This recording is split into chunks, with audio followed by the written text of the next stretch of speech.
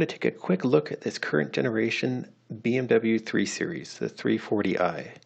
This body style, the F30, has been around for quite a few years now and is set to come to an end next year.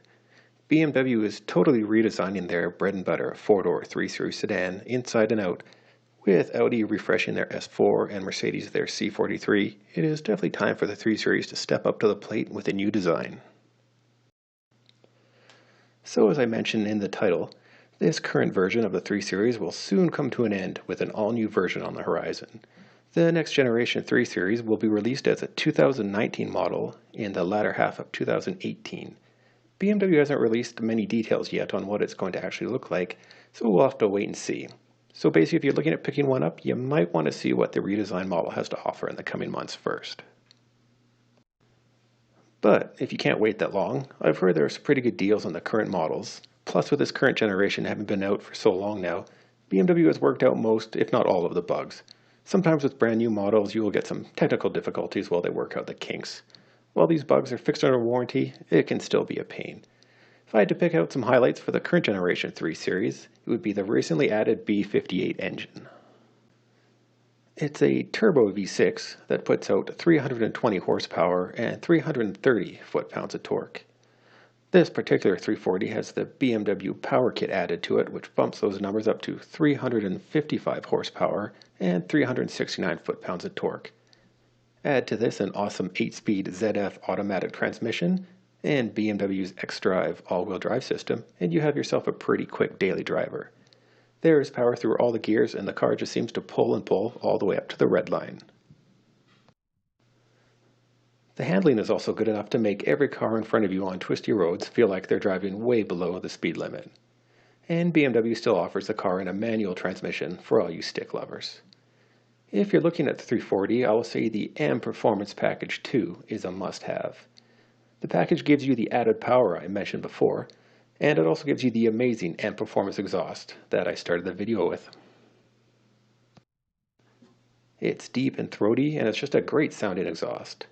The best part is when you put the car in comfort mode, a valve closes in the exhaust and the car goes from being an extra on the set of the Fast and the Furious to a quiet, subdued daily driver. If I had to pick some negatives, I would first have to mention something that doesn't really involve the car itself. BMW puts run-flat tires on almost all of their vehicles these days, and I've never been a fan. Basically, the concept of run-flats is if you get a flat tire, you can keep driving for another 100 miles or so until you can get to your nearest BMW dealership to have it replaced. I guess in theory it's a nice idea, but the reality is much different. Run-flat tires are more expensive than a comparable regular tire.